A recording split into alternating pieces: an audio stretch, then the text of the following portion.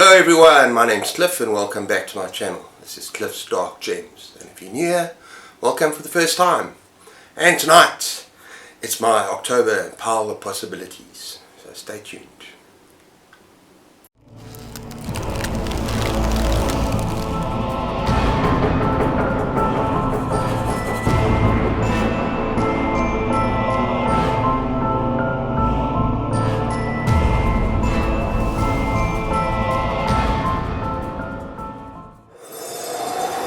Happy spooky season everyone!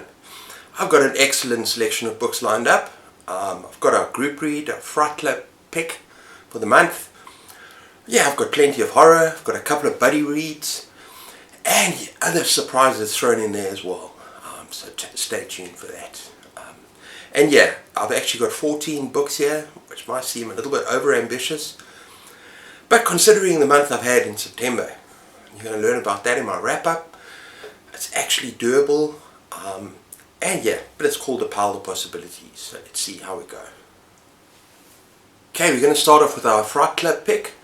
That's a book club on Discord that's jointly run by myself and Crits from Secrets Reads. Check her out. And our pick for this month is a witchy one, and that is Hex by Thomas Olde Hufalt. I think I'm pronouncing it correctly. And yeah, I'm going to do like a little summary of what I read on Goodreads, because I only got this on Kindle. Whoever is born here is doomed to stay till death. Excuse me. Whoever settles never leaves. It's a small town called Blackrock, and it's haunted by the Blackrock Witch, a 17th century woman whose eyes and mouth are sewn shut. Muzzled. She goes where she pleases, even standing next to children's beds for nights on end. Okay, that image is freaking creepy. Imagine this old witch, muzzled, the eyes sewn shut, and she's next to your bed. That freaks me out. Okay, if her eyes opened, the consequences will be too terrible to bear. The town is quarantined to keep the curse from spreading, and then, of course, bored teenagers, they break the rules, they break the regulations, and they send the town spiraling into dark medieval practices of the distant past. So yeah, I've only read maybe one or two witchy kind of books in terms of horror. So this sounds absolutely fabulous. There it is, Hex. Okay, the next one kind of disturbs me. See how it goes. That is The Girl Next Door by Jack Ketchum, and I'm doing a buddy read with my friend Mark at the book thing. Go check him out, awesome channel. And yeah, we've kind of agreed with each other if it just gets too much, because apparently this book is a lot, then we're going to put it down. But yeah, just going to read the back. A couple of lines. A teenage girl is held captive and brutally tortured by neighborhood children. Based on a true story, this shocking novel reveals the depravity of which we are all capable. I think what makes this book even more disturbing is the fact that it's based on a true story, and that it's real. And I know this guy can write, because I loved Off Season by him, and it was also incredibly disturbing, cannibal story.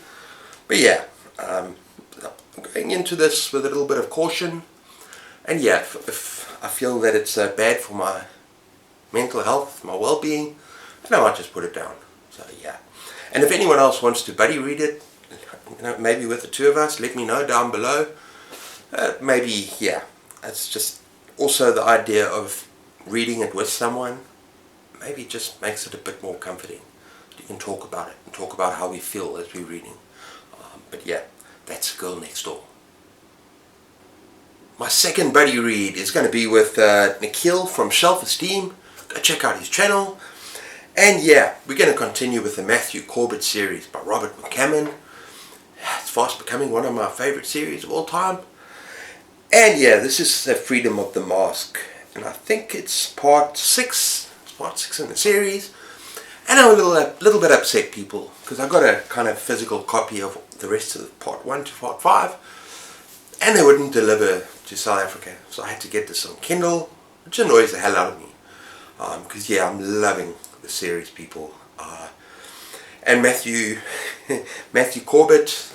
He's like a problem solver.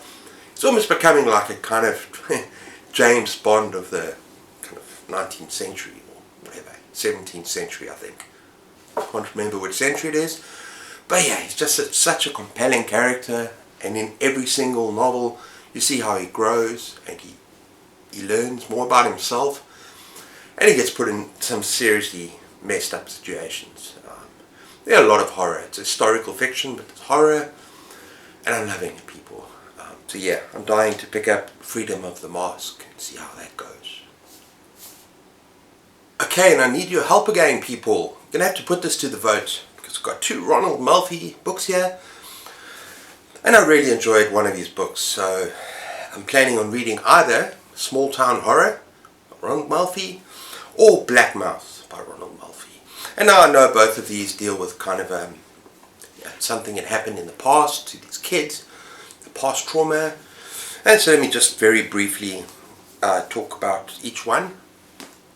Okay, and it's this group of friends, talks about the characters. Together the 5 friends will have to confront the memories and the horror of a night years ago that changed everything for them. Because Andrew and his friends have a secret, a thing they have kept to themselves for 20 years. Something no one should know. But the past is not dead, and Kingsport is a town with secrets of its own. So yeah, small town horror. And also similarly, also a group of friends. It's 2 brothers, but yeah, it's friends. Something happens, they have to get together.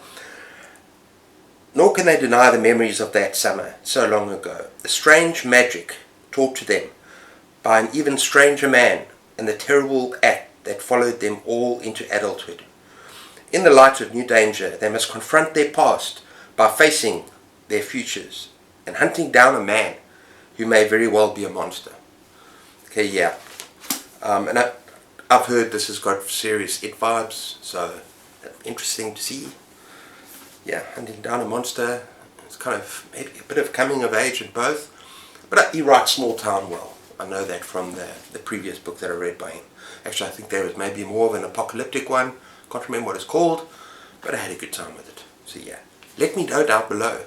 What should I read in October? Okay, next up I'm going to be reading either one or both of these Ray Bradbury books. And I'm going to do this every Halloween. I'm actually planning on actually timing it, so that I'm going to read this about 28th, 29th, 30th, 31st, whatever. I'm going to read this towards the end of the month. The first one is Something Wicked This Way Comes. One of my favourite books of all time, people. Just such a beautifully written, just a coming of age story. And yeah, it's about this dark carnival that comes into town. I've spoken about this book many times. And about 2 boys born other side of midnight. And one is reckless, the one is a little cautious, is holding him back. And yeah, it's just a beautiful story. It's dark, gorgeous, gorgeous prose. And yeah, so I'm probably going to reread this. And there's other possibility that I'm going to reread The Halloween Tree. And yeah, this is also just stunning prose. I was going to say here, on Halloween night, 8 trick-or-treaters gather at the haunted house by the edge of town, ready for adventure. But when something whisks their friend Pip away, only one man can help the boys find him. Join the sinister Carapace Clavicle Mount Shroud. Best name ever. As he takes them on an unforgettable journey through space and time, deep into the mysteries of the spookiest of all nights. Can the boys save Pip before it's too late? Now, the thing about both these books is kind of light on horror, not hardcore, kind of bordering on YA. But I think after The Girl Next Door, I'm going to need some books like that, people. I think that's going to take quite a lot out of me. So yeah, I'm really looking forward to rereading these. Okay, next up we got When the Wolf Comes Home by Nat Cassidy. Now yeah, a werewolf novel, perfect for Halloween. But apparently people have told me that, this isn't your typical werewolf novel. It's kind of a surprise, but I'm going to read it back for you. And it says, one night Jess, a struggling actress, finds a 5-year-old runaway hiding in the bushes outside her apartment. After a violent, bloody encounter with the boy's father, She and the boy find themselves running for their lives. As they attempt to evade the boy's increasingly desperate father, horrifying incidents of butchery follow them. I suppose you guess it, the father is a werewolf, right? You think? At first, Jess thinks she understands what they're up against, but she's about to learn there's more to these surreal and grisly events than she could have ever imagined. And that when the wolf finally comes home, none will be spared. So yeah, this sounds gripping. I've never read from the author, and I'm looking forward to it when the wolf comes home. Next up, we got A Stir of Echoes by Richard Matheson. Now I've just finished reading Hell House by Richard Matheson, and I'll let you know how I felt about that in my wrap-up. I'm not going to tell you now. But yeah, what is this about? And it's about this guy. Apparently he's a bit skeptic of things like hypnosis. But during a party, he agrees to go under hypnosis. And surprise, surprise, he actually goes under. And what happens to him? He sees himself but this cheap parlor trick unlocked something that now threatens his sanity. Yeah. Way of life and marriage. Suddenly he can sense his neighbour's darkest desires, and some are dark indeed. When shadows from the past and glimpses of the future are revealed to him, Tom tries to deny what's happening. But as his existence becomes increasingly unbearable, the biggest revelation of all awaits, a message from beyond the grave. Yeah, it sounds brilliant. And I've seen the movie. I really enjoyed the movie. I think it's got some bacon. Correct me if I'm wrong. But yeah, that sounds brilliant. And Stephen King calls this guy the author who influenced me most as a writer. Richard Matheson. Stir of Echoes. Next up, I'm going to be continuing with Blackwater from Michael McDowell. And I'm loving it, people. It's very slow burn, southern gothic, kind of creeping horror. There are moments where it's like, whoa. Some very violent pieces, very hectic pieces. But for the most part, it's just unfold, kind of slow burn. And you get to know these characters and families and the way they interact. But it's mesmerizing, and I'm really enjoying it. And I heard it just gets better and better. And now, I'm on part 3. Sorry, no, I've just finished part 2. It'll also be my wrap-up. And part 3 is called The House. So, like a creepy, haunting kind of in the house. So, yeah, I'm loving it. I'm going to do the whole series, and maybe then I should do a proper review of the whole entire series. But yeah, that's Blackwater. And you've got to love this cover. It's just freaking awesome. Next up, we got The Abyss by Gia Cunningham. Now, this was... I put 2 paperbacks from Hell, this one and Black Ambrosia, and I put them also up for votes for September. And Black Ambrosia won, and I DNF'd Black Ambrosia, and I just thought I would peek at the Goodreads ratings for this particular book, The Abyss. It's like 2.7 people, so I'm a little bit concerned. Maybe I shouldn't have checked. I should just go into it and see how it goes. And I've enjoyed most of the paperbacks from Hell that I've read so far. Yeah, so I hope I enjoy this one. And this is basically about these people that mine too deep in this town. And they crack open Hell, basically, and all these creatures from Hell spit out. It's from what I get from this, from the little summary at the back here. So we're going to have to see what happens. The premise sounds awesome. The cover is awesome. Please don't let me down. The Abyss. And then I'm going to continue with the Dungeon Crawler Carl series by Matt Dimmonen. Dungeon Crawler Carl. And I'm on part 4, people, called The Gate of the Feral Gods. Are you saying to me, what the hell? You were supposed to read Dungeon Crawler Carl in September. Well, I did read it, and it blew my freaking mind. Now I'm an addict. And for the part 3 or 4 days while I've been in bed, I finished part 1, part 2, part 3 of a 6-7 part series, maybe 8, I don't know. And I can't promise I'm going to stop at part 4, The Gates of the Feral Gods. So yeah, I'm just loving it so much. And I'm going to definitely talk about this in my wrap-up. And I'm thinking that all my 5-star reads for the year, I should really start doing a few reviews as well. This is such a lot of fun, especially if you're a gamer. Well, mostly if you're a gamer. Okay, I also want to read some short stories this month, people. So I'll give you the Mammoth Book of Best New Horror. And yeah, I'm choosing this one because of the pumpkin on the cover, even though it looks a bit smashed. And it's edited by Stephen Jones. And I've got quite a few books with him as editor. And it's some great authors. So yeah, Mark Morris, Toady. What else here? Okay, Steve Rasnick, Tim, I've heard that name before. And you got Ramsey Campbell, Joe R. Lansdale. I'll definitely read his story if I haven't read it already. So I'm going to read a couple of short stories, short horror, creepy, spooky stories. Yeah, best new horror. Okay, this next book was going to appear on my next haul, but I want to read it this month. That is Aberrat by Clive Barker. Now, yeah, this is another one of his YA entries. I think he's done 2. He's done this and The Thief of Always, which is absolutely magnificent. And yeah, this is the first of a trilogy. And I used to own the trilogy quite a while back, and I need to get that back into my collection. I'm going to be doing a couple of big hauls for October, people. I'm also going to be doing an unhaul. I'm going to be restructuring things, getting rid of books I don't want, only putting in books that I want to read for the next year or 2. So yeah, that's Aberrat. And what's it about? It's a young girl called Candy Quakenbush. And yeah, she lives in a place called Chicken Town. And this place is damn boring, people.